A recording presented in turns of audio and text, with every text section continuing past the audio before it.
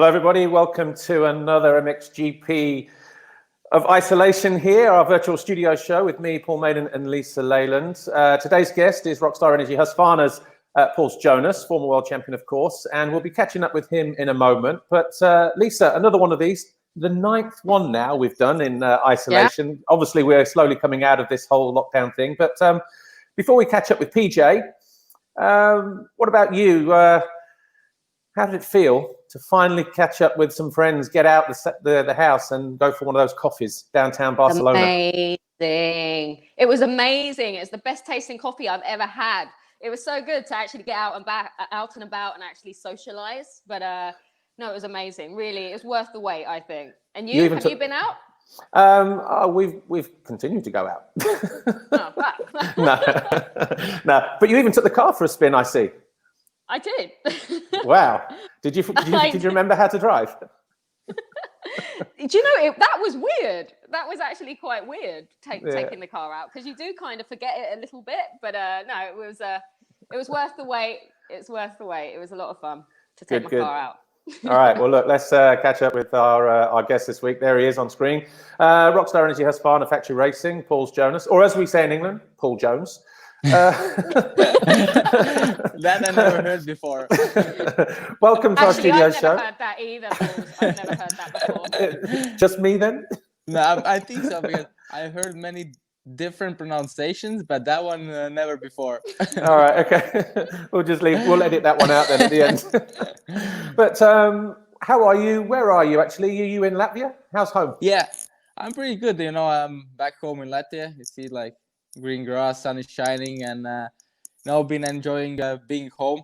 First time in a long time I've been able to spend time at home for so long time, because usually, after the season only 2 weeks, and then Christmas, New Year time again 2 weeks.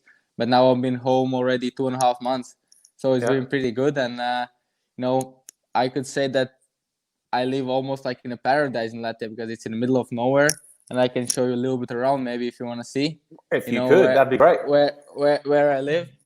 So when you go for a tour, here is a kitchen. And then the best thing about where I live is I have just a lake outside the door. And, oh, wow. Cool. So, yeah. All right.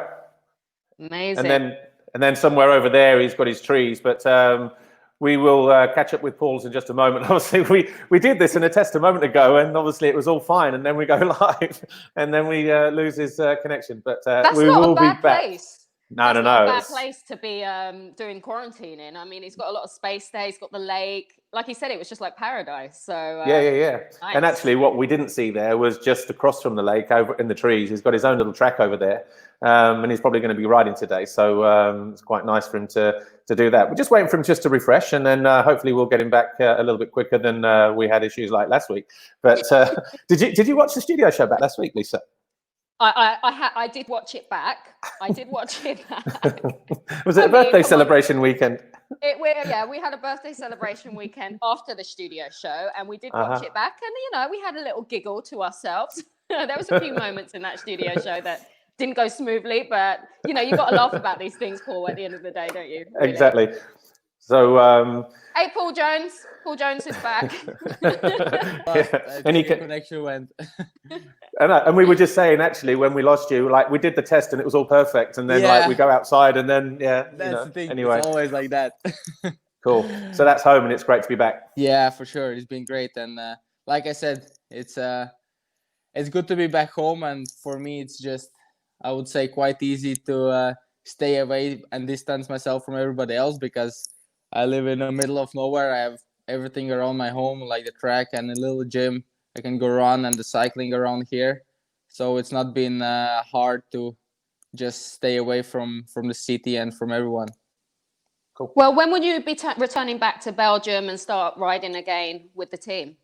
The plan is that we go back to Belgium in a few weeks and let's say continue training over there, because like now I've been in Latvia 2.5 months, but lucky enough and thankful to Rockstar Husky and Ice One Racing, they supply me with a bike and all the materials so I can continue training over here. And like, well, you didn't. In Latvia, it's pretty actually good because we have really many tracks around. And in 1 hour around my home, I think I have like 15 tracks, and it's sand, hard pack. So it's been a pretty great time over here. Nice. Well, I was going to say, have you managed to get much riding in during the lockdown? Or, I mean, how strict has it actually been with that?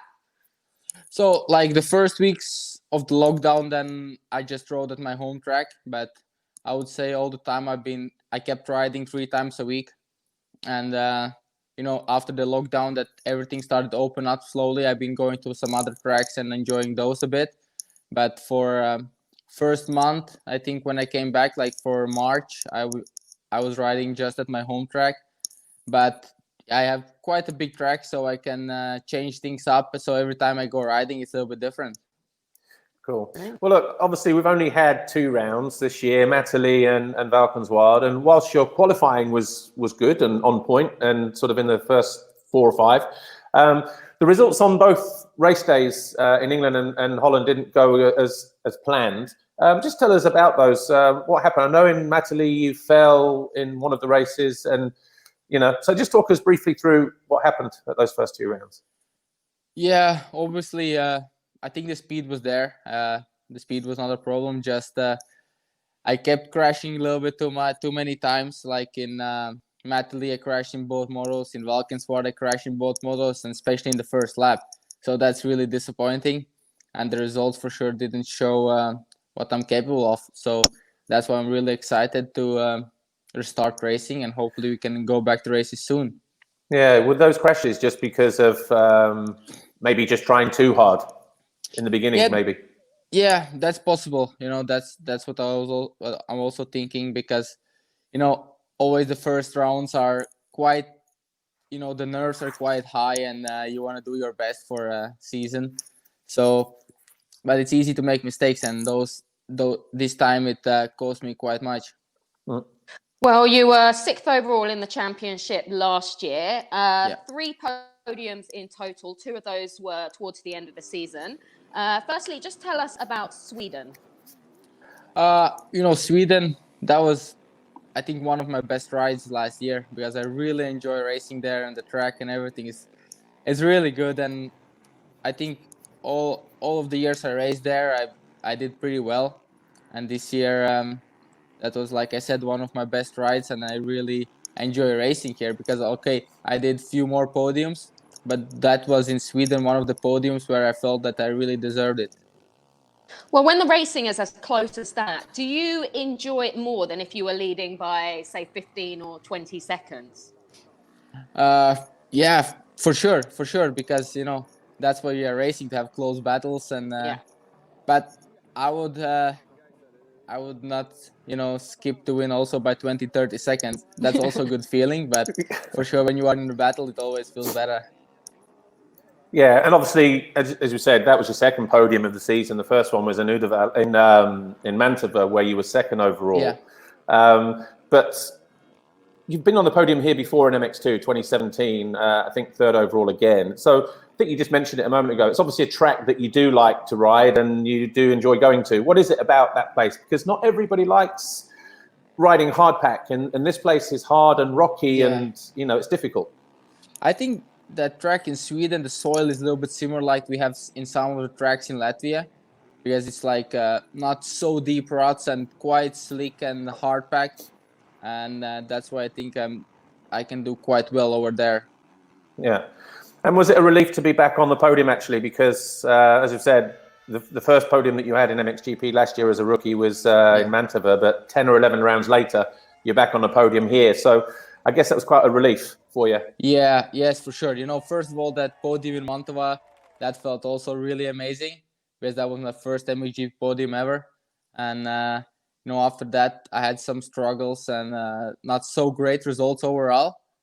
And then in Sweden, when I got back on the podium, that again felt really good. Cool. Well, fortunately, you didn't actually have to wait too long to get your next podium. It was the next round in Turkey. Again, some more close racing for you. Yeah, in Turkey also there was some close racing, and again I had a lot of fun. That's also in Turkey. I know that many guys don't like that track, but somehow I enjoy it. It's pretty fast, but the dirt always stays pretty nice, and somehow I really enjoy racing there. And I think always when you are enjoying and when you're having fun, then the results also are coming. Yeah, well, obviously, like I said, it was another third overall there for you. I guess in some ways you probably wish the season was just starting at that point because, you know, 2 podiums back to back. You started to look like PJ of MX2, you know, sort of world championship winning form. Yeah, for sure. You know, like I had before last season, you know, the ACL injury, and then I didn't have so good preparation. Like going to Argentina, I had only 1 month bike time, and it was, you know, going into the MXGP class, you have to be 100% ready and at your best to do good results. And that's why I think you could see that coming closer to end of the season that I really start to get in my zone and back to the normal speed and normal fitness what I was doing in MX2 class. Yeah, and the good thing to see there was you were in, you know, great battles with, I mean, look at the podium, Glenn and Jeffrey, and obviously Jeffrey was coming into good form as well. Glenn was riding very, very strong that part of the season as well, you know, winning races, winning Grand Prix as well. So that was obviously very, you know, promising for you. The final race of the year, though, last year, Motocross of Nations in Assen, you did something that you'd never done before and a Latvian had never done before. You won a race at the Motocross of Nations. It was a qualifying race on the Saturday. How, I know it wasn't the main race on Sunday, but it's still a big deal, isn't it, to win a race at the Motocross of Nations? You must have been very proud that day to be representing Latvia and to get that one out of the way. Yeah, for sure, for sure. You know, and especially like on Sunday, the track still wasn't that muddy like it was on Sunday. It was still, let's say, like a normal sand race. Yeah. So it was good to win one of those motos in Motocross Nations because previous years when I done it, I actually struggled on a qualifier race. I don't know if I had put too much pressure on my shoulders or something, but this year, you know, we took Motocross Nations with a team like a test race because I was testing a little bit different engine what I was running all the season, and you know, it was good to see that it's working well, and especially with the result. Team Latvia also got the best result ever on Sunday, and to win one of those races always feels good when you have your flag behind. Sure, 8th overall. How did you like the new layout of the track? Because we'd been there previously and we were more sort of down the start-finish straight on the road race circuit, but they actually went out the other way. It was a lot wider, the track was a lot longer. Did it ride better than the previous times we've been there? Yeah, I think so. You know, like I said, Sunday was really muddy and it was hard to say how was the track actually. But for sure it was, for racing, it was way better than it's been years before, because then it was really tight and slow corners where inside always was the fastest. But now you can really open up the track and have a little bit different line selections. Yeah. And obviously, did the rain, I mean, obviously the rain came down at the end of the qualifying race here, wasn't so bad, but were you surprised at how well Kevin was riding that day?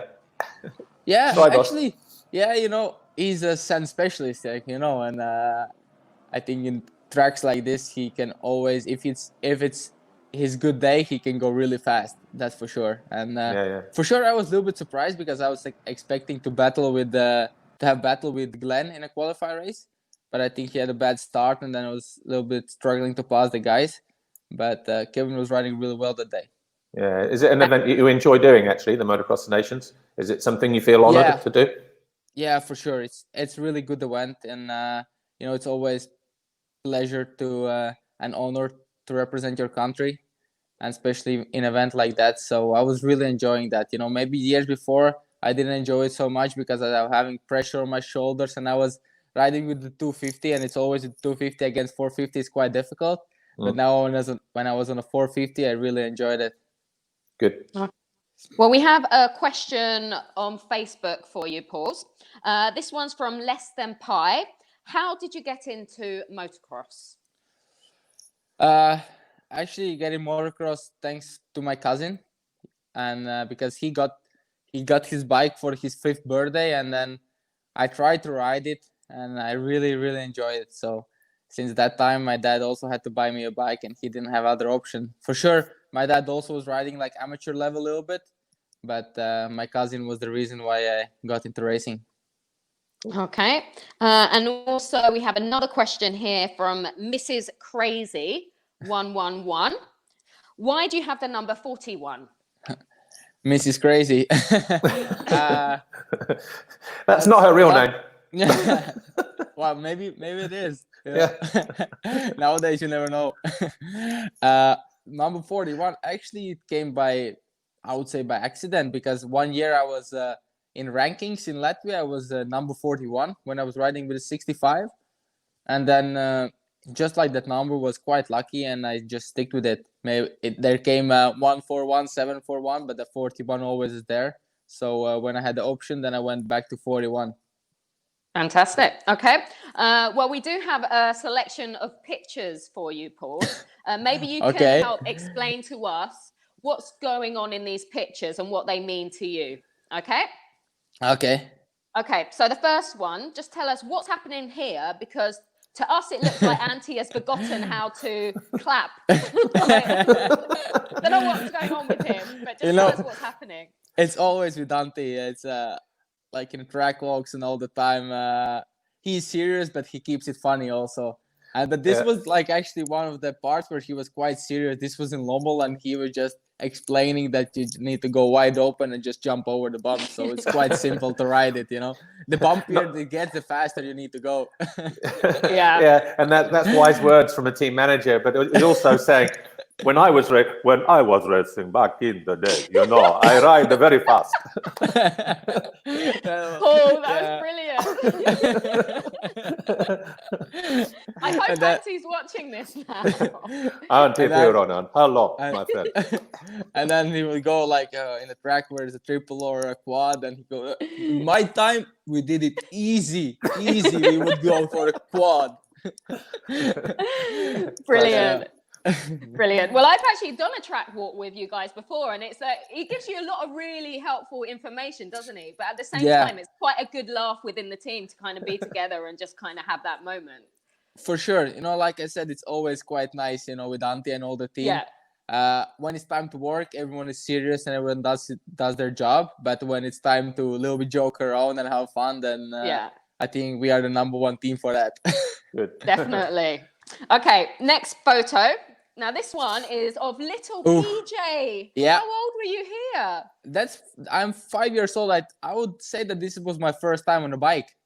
And this is just here like 300 meters from me where my cousin lives.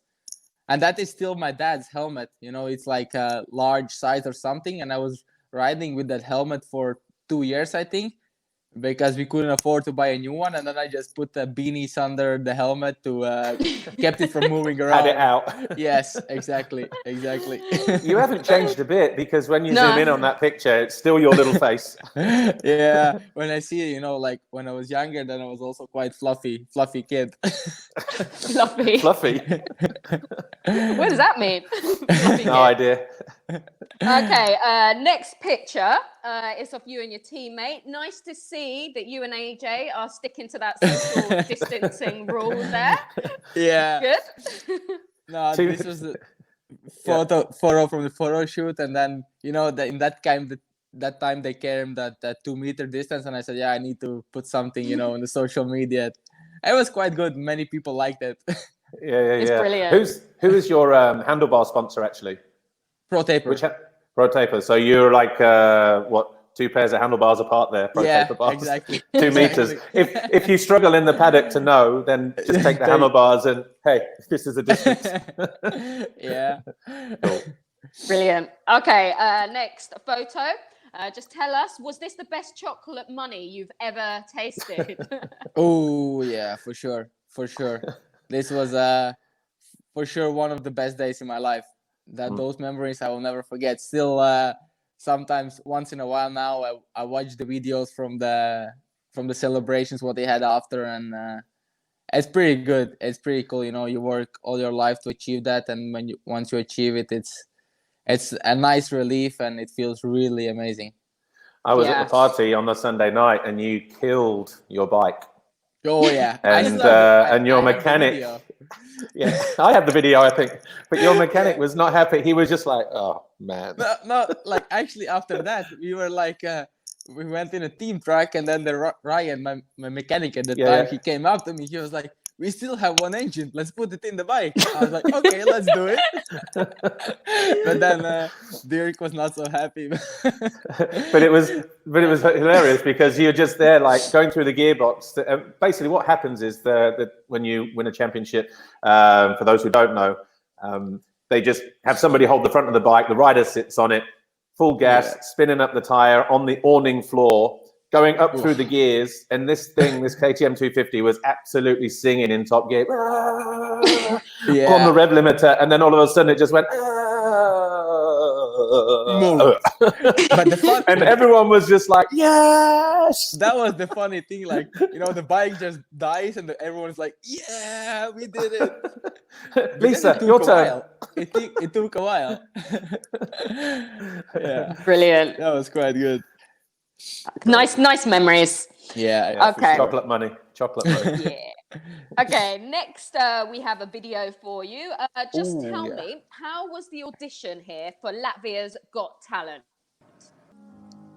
Oh. You know, you're really in the moment here, Pauls. You're really in the moment. I was just enjoying it. Like, did my training, and then you know, I always put the music on, and I'm not like some heavy music or something. I just put something easy on, and the song started to go on. I was like, okay, I have to put it on that video. Yeah, and just enjoying it. And just to let Antti know, when he says he's training, he really is training. He's just training the voice to become Latvia's next biggest pop star. Yes, but you know, like the friends who know me, they know that many times they get some singing videos. I just enjoy it. You know what? We had Conrad Muse on here singing a few weeks ago. Can you burst into a song? I think we just lost him momentarily. Hopefully he comes back in just a second. Just give him about 30 seconds. Conrad was singing Justin Bieber, wasn't he? Or something like that? Yes, he was. And it was quite funny, actually. But we'll get PJ back in just a moment.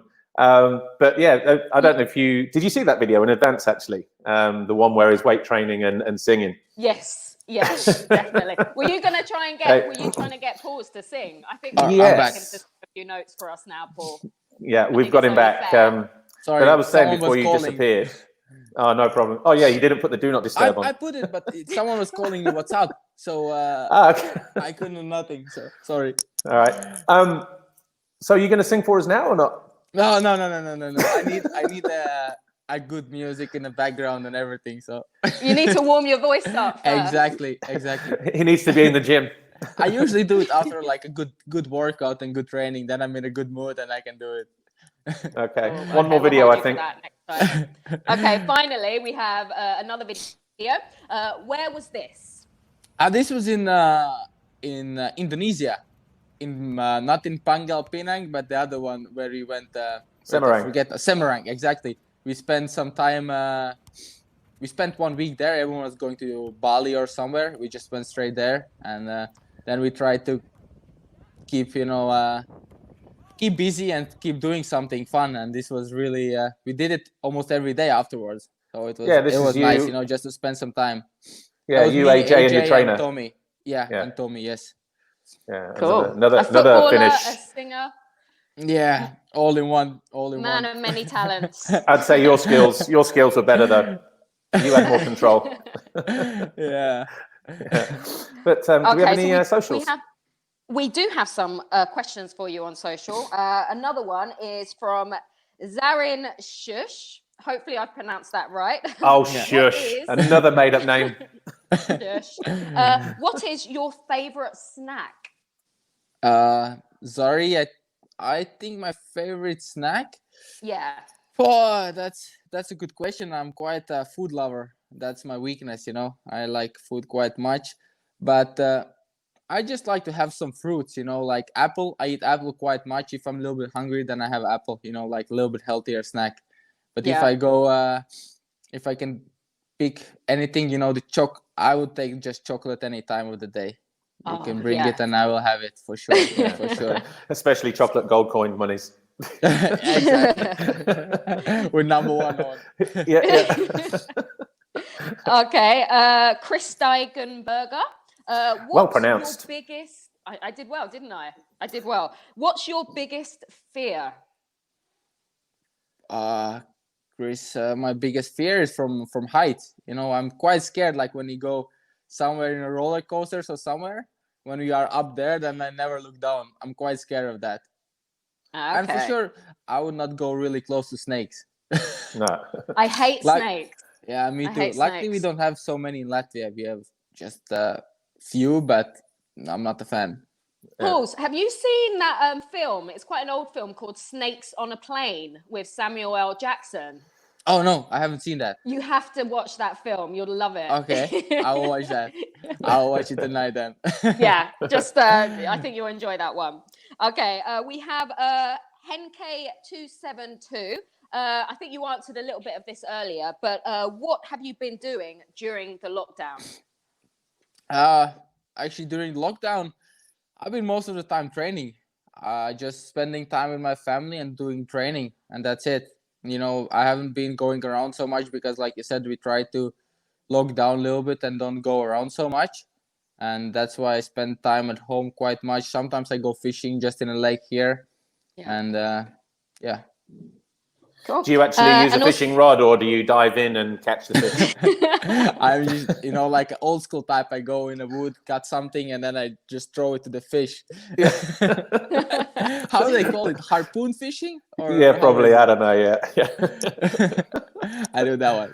A footballer, a singer, a fisherman. Wow. Yeah. You're getting better and better. Right. Latvia has talent. In a free time motocross racer. Yeah, part-time motocross racer, full-time everything else. Exactly. Okay, a familiar name here. We have Mike Crass. You know how to Mike Crass. Oh, Mike Crass again. I pronounced that one right. You know how to win a world title. Is the plan different in MXGP than back in MX2? That's a really good question for Mike. I think because you know that he's he knows what he's talking. I would say, you know, like in MX2 class, there were maybe not so many good guys who can win every moto. Like in MXGP class, there are 10, 15 guys who can be in top 3. So for sure, it hasn't changed so much. For sure, I always want to win when there's possibility and when there's chance.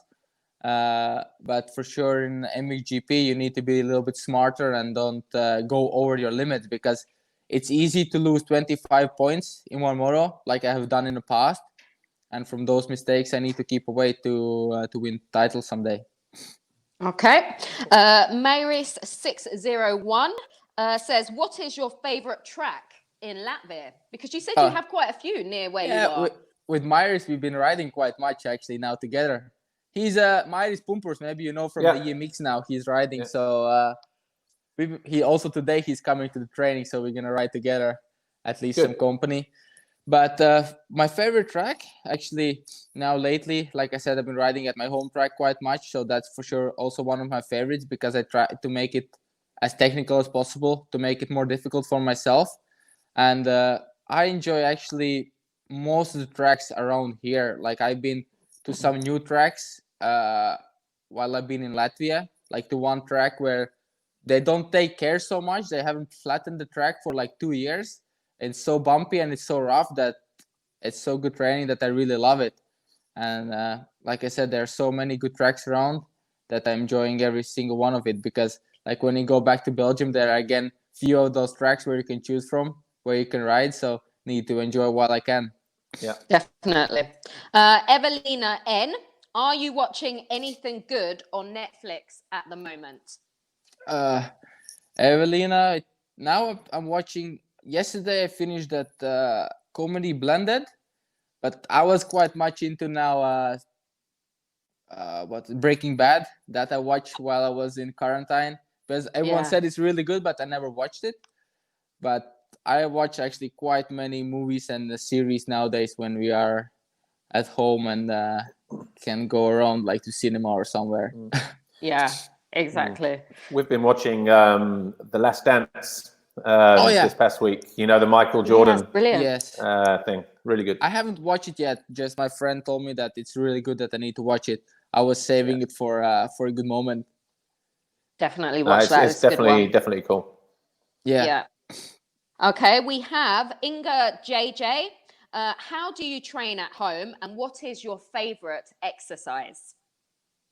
For sure, my favorite exercise is riding a bike. That's I think for every race and the favorite exercise. But like at the moment, I'm doing 2 trainings a day, 2 or 3, depends on the day. Like wake up in the morning, I do some stretching, kind of yoga, and then I go for a run or for a bicycle ride, mostly 1.5 hour. Then I go riding 3 times a week, and then again I go jump on a bicycle. And for sure, extra I do some stability exercises and power exercises in the gym. Okay. We have Gatis Bezdelinga. Yeah, that's well pronounced. Yeah. Hopefully I pronounced that one right. What is your favorite place to visit, or where would you like to visit? Or favorite place to visit? Actually, when it's a normal season going on, then the favorite place to visit is just back home in Latvia. I really enjoy this place. But now I have been able to see a little bit more from Latvia, to travel not a lot around, but to see some other few places. But like I said, for me, usually when the season is going, then my favorite place to come for like holiday or somewhere is back home to Latvia. Okay, good stuff. And just finally, I have to ask, Pauls, we've had a lot of questions asking if you are single or not. So if you can clarify that now, that would be great. No, I'm not single. Not single anymore. Sorry, ladies. Okay. Ladies, he's off the market now. He's off the market. Good to know. I have to put that one in there. Well, the girlfriend, she couldn't help herself when she saw that first picture of him on the bike with the big helmet and the afro and the beanies padding it out. You know, 5 years old. Yeah, she fell in love straight away for sure. Yeah. Cool. Yeah. Cool. That's it for is that socials. it? Wow. Yeah. Okay. Well, look, Pauls, thanks for joining us today on our live MXGP of Isolation studio show, a virtual studio show here. Obviously, Lisa's in Barcelona. I'm here in Belgium. You're all there in Latvia, and our production crew are parked over there in Italy. So quite an international thing that we do here week in, week out, every Saturday. Rockstar Energy, Husqvarna Factory Racing, Pauls Jonass. Thank you, Lisa, as always, and thanks to Christian and Gabriele in Italy for producing another fantastic show. But I will be back on Tuesday with another Instagram Live, and Lisa will be on Thursday as well. And then, of course, we'll be back next Saturday for another live studio show as well. So thanks for watching. And enjoy the rest of your day. Have fun on the bike later today, Pauls. Thank you. Thanks for having me. No problem. We'll see you when you come back to Belgium. We'll see you at a racetrack very, very soon. All right. That's it. See you soon. No problem. Thank you. Thanks for watching. See you next time. Bye for now.